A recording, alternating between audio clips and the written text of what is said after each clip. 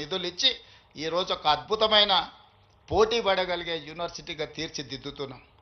మరి ఒక మహిళా యూనివర్సిటీకి 500 కోట్ల రూపాయలు ఇస్తే మా ప్రొఫెసర్ గారు మా వైస్ ఛాన్సలర్ గారు 5 కోట్లు 10 కోట్లు అడుగుతున్నారా?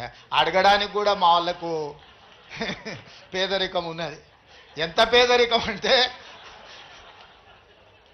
అడగడానికి కూడా 100 అడిగితే ఏమనుకుంటారో 100నా అని అనుకునే పరిస్థితిలో మా వైస్ ఛాన్సలరు మా అడ్లూరు లక్ష్మణ్ అంటే వాళ్ళ పేదరికం వాళ్ళని పెద్ద నెంబర్ ఆలోచన చేయడానికి కూడా అడ్డుపడుతున్నది. అందుకే నేను యోగితా రాణా గారికి ఆదేశాలు ఇస్తున్నా, ఒక కమిటీ వేయండి, ఇంజనీర్స్ కమిటీ. టోటల్గా ఎడ్యుకేషన్ నుంచి యూనివర్సిటీ నుంచి ఒక టీంని, రాష్ట్ర ప్రభుత్వం నుంచి విద్యాశాఖ నుంచి సాంకేతిక పరమైన ఇంజనీర్లతో పాటు ఎడ్యుకేషన్ సైడ్ నుంచి ఉండే వాళ్ళందరినీ ఒక కమిటీ, చిన్న కమిటీని కూర్చి ఉస్మానియా యూనివర్సిటీ 100% ప్రపంచంతో పోటీ పడగలిగే ఒక స్టాన్ఫర్డ్ ఒక ఆక్స్ఫర్డ్ యూనివర్సిటీ స్థాయిలో మనకేం తక్కువ 3 లక్షల కోట్ల రూపాయల బడ్జెట్ ఉంది. ఎవడో 1,00,000 కోట్లు కట్టింది కూలింది పోయింది, 1,00,000 కోట్లు గంగలో పోయింది, గోదావరిలో పోయింది. మీకోసం ఒక 1000 కోట్లు ఖర్చు పెట్టడానికి మాకేమన్నా దరిద్రం ఉందా? నేను స్పష్టంగా చెప్పదలుచుకున్నా, ఈ సంవత్సరం 40,000 కోట్లు ఈ సంవత్సరం young India integrated residential schools 100 నియోజకవర్గాలలో 100 young India integrated residential schools, ఒక్కొక్క స్కూల్కి 25 ఎకరాల స్థలం 200 కోట్లు 20,000 కోట్ల రూపాయలు ఈరోజు యంగ్ ఇండియా ఇంటిగ్రేటెడ్ స్కూల్స్కి నేను సంతకం పెట్టి ఇచ్చిన. యంగ్ ఇండియా స్కిల్స్ యూనివర్సిటీకి 500 కోట్లు పెడుతున్నాం. యంగ్ ఇండియా స్పోర్ట్స్ యూనివర్సిటీకి ఈరోజు 100 కోట్లు పెడుతున్నాం. యంగ్ ఇండియా పులీస్ స్కూల్స్కి ఈరోజు మనం 100-200 కోట్లు ఖర్చు పెడుతున్నాం. నేను అడుగుతున్న మిత్రులారా, ఈ ఉస్మానియా యూనివర్సిటీకి ఏమి ఇచ్చినా తక్కువే, ఎంత ఇచ్చినా తక్కువే. ఇది చరిత్ర కాలగర్భంలో కలవద్దు. ఇది చరిత్రకు ఎప్పుడు నిటారుగా నిలబడ్డ సజీవ సాక్షిగా ఉండాలి ఉస్మానియా యూనివర్సిటీ. ఏం కావాలనో అడగండి, అడగకపోతే మీ పేదరికమే, అడగకపోతే మీదే పేదరికం. అది నా తప్పు కాదు, అది మీ తప్పు, మీ పేదరికం తప్పు. మీ ఆలోచనల్ని సవరించుకొని అంచనాలను వేసుకొని ఏమేం కావాలనో చెప్పండి, అన్నిటిని ఇచ్చే బాధ్యత నాది. దీన్ని ఒక అద్భుతమైన యూనివర్సిటీగా, ఈ యూనివర్సిటీ లేకపోతే తెలంగాణకు చరిత్రనే లేదు. తెలంగాణ చరిత్రను నిక్షిప్తం చేసే యూనివర్సిటీ ఉస్మానియా యూనివర్సిటీ. తెలంగాణ పదానికే ప్రత్యామ్నాయం ఉస్మానియా యూనివర్సిటీ. అలాంటి తెలంగాణకు ప్రత్యామ్నాయమైన ఉస్మానియా యూనివర్సిటీ, సిద్ధాంతాలకు వేదికైన ఉస్మానియా యూనివర్సిటీ, ఓ గద్దరన్నను ఓ జార్జి రెడ్డిని ఇచ్చిన ఉస్మానియా యూనివర్సిటీ, ఓ జైపాల్ రెడ్డిని ఓ పివి నరసింహారావుని ఇచ్చిన ఉస్మానియా యూనివర్సిటీని తెలంగాణ రాష్ట్ర సాధనలో ముందు భాగాన నిలబడి తెలంగాణ సాధించిన ఉస్మానియా యూనివర్సిటీని ఇలా గాలికి వదిలేయడం బాధ్యతను ఒకసారి ఆలోచన చేయండి. అందుకే మిత్రులారా, ఏమైనా అంచనా వేసుకోండి, ఏమేం కావాలనో నాకు చెప్పండి. మళ్ళీ నేను వస్తా. ఠాగూర్ ఆడిటోరియం కాదు, ఠాగూర్ ఆడిటోరియం కాదు. మా వీసీ గారికి మా పోలీస్ సిబ్బందికి చెప్తున్నా, ఆ ఎల్ల నేను వచ్చిన రోజు క్యాంపస్ లోపల ఒక్క పోలీసు కూడా పెట్టకండి. ఏ విద్యార్థులు ఏ నిరసన అయినా తెలపనియండి, నిరసన తెలిపే స్వేచ్ఛ కూడా వాళ్ళకి ఇద్దాం. ఆర్ట్స్ కాలేజ్ ముందు మీటింగ్ పెడతా, మీకు కావలసిన 100 కోట్ల నిధులు ఇస్తా. మళ్ళీ మీటింగ్ ఆర్ట్స్ కాలేజ్ దగ్గరనే, అక్కడ ఇక్కడ కాదు.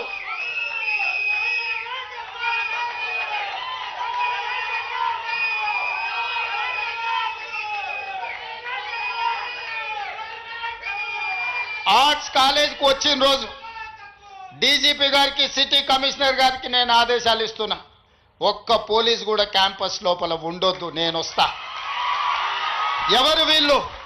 మా తమ్ముళ్ళు మా చెల్లెళ్ళు తండాలలో గూడాలలో మారుమూల పల్లెల్లో పేదరికం రుచి చూసి అభివృద్ధి జరగాలి, డాక్టర్లు లాయర్లు ఇంజనీర్లు కావాలి, ఐఏఎస్లు ఐపీఎస్లు ఐఎఫ్ఎస్లు అయి ఈ దేశ నిర్మాణంలో భాగస్వాములు కావాలని ఇక్కడికి వచ్చిన వాళ్ళను ఆనాడు ఉన్నాయన గొర్రెలు బర్రెలు చేపలు పెంచుకోండి అంటే ఈరోజు డాక్టర్లు లాయర్లు ఇంజనీర్లు కాండి ఐఏఎస్లు ఐపీఎస్లు కాండి అని నేనంటున్నా.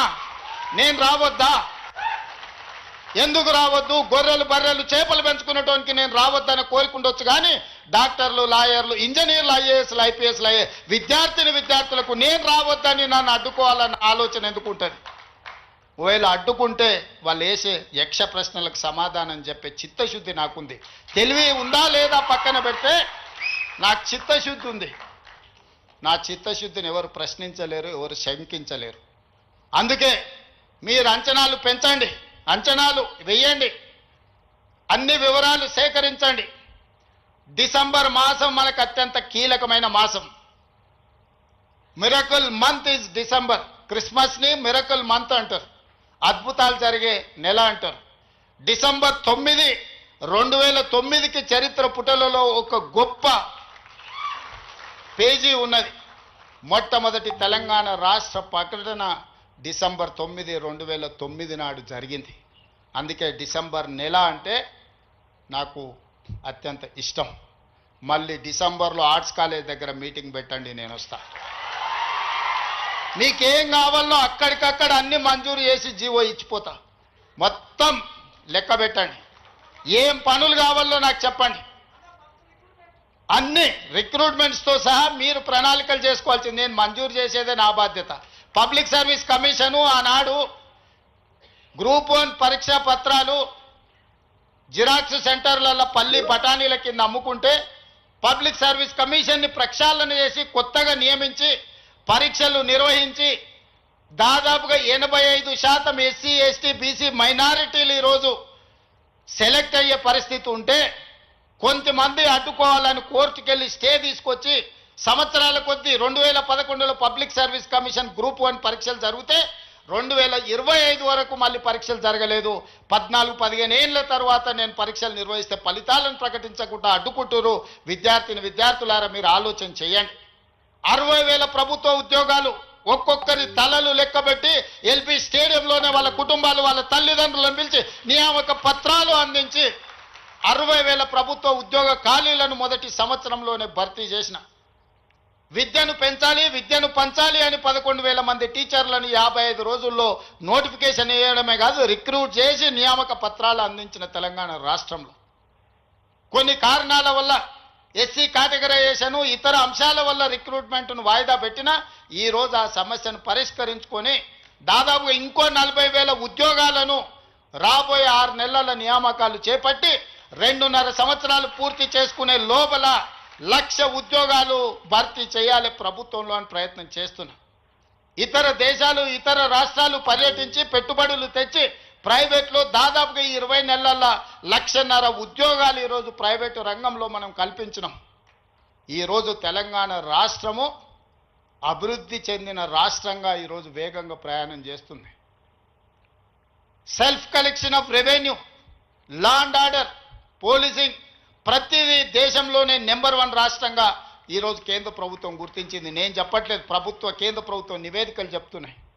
శాంతి భద్రతలను కాపాడడం నుంచి మొదలు పెడితే ఈరోజు నిత్యావసర వస్తువుల ధరలను నియంత్రించడంలో, ఇన్ఫ్లేషన్లో కూడా Telangana is lowest inflation state in the country. 1.5. బయట రాష్ట్రాలకి జాతీయ స్థాయిలో 8% ఇన్ఫ్లేషన్ ఉంటే ఇతర రాష్ట్రాల 6-7% ఉంటే నిత్యావసర వస్తువులను నియంత్రించి 1.5% ఇన్ఫ్లేషన్ ఉన్న రాష్ట్రంగా తెలంగాణ మొట్టమొదటి స్థానాన్ని ఆక్రమించింది. ఎన్నడైనా ఆలోచన చేసిండ్రా?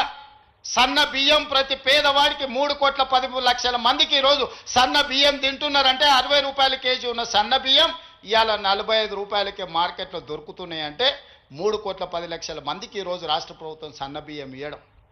రేషన్ కార్డు అడగాలంటే అదో అమెరికా వీసా లాగా ఉండే ఒకనాడు.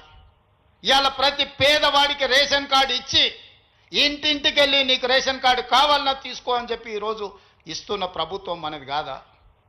ఈ ప్రభుత్వం ఉన్నదే మీకోసం. వీటిని అమలు చెయ్యాలి అంటే నియమ నిబంధనల ప్రకారం మనం పనిచేయాలి. ఉద్యోగ నియామకాలు ఇవ్వాలి అంటే నేను నోటిఫికేషన్ ఇవ్వాలి.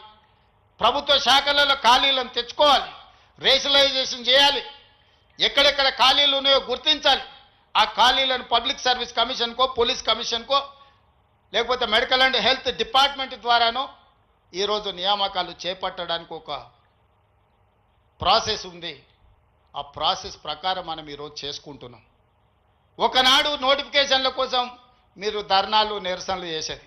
నేను మీద నోటిఫికేషన్లు ఇస్తే అశోక్ నగర్ చౌరస్తాలో, అమీర్పేట చౌరస్తాలో రోజు నిరసనలు. ఇన్ని నోటిఫికేషన్లు మాకు వద్దని మొట్టమొదటిసారి తెలంగాణ రాష్ట్రంలో నోటిఫికేషన్లు తగ్గించడం ఉద్యమం జరిగింది.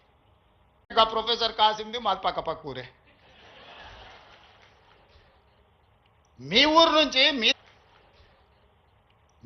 నుంచి మీ దగ్గర నుంచి గవర్నమెంట్ స్కూల్లో చదివి మీతో పాటు 20 ఏళ్ళు ఉండి జడ్పీటీసీగా, ఎమ్మెల్సీగా, ఎమ్మెల్యేగా, ఎంపీగా 20 సంవత్సరాలు మీతో పాటు ఉండి, మీతో పాటు పెరిగి, మీతో పాటు మీరు ఆశీర్వదిస్తేనే ఈరోజు తెలంగాణ రాష్ట్రానికి ముఖ్యమంత్రి అయినా.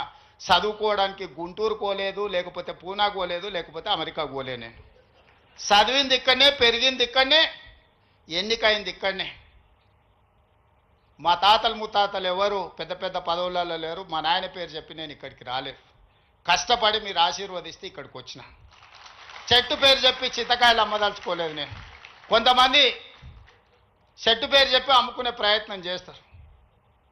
అట్లాంటి వాళ్ళని చూస్తున్నాం. వాళ్ళకి బాధ ఉంది, దుఃఖం ఉంది, కోపం ఉంది.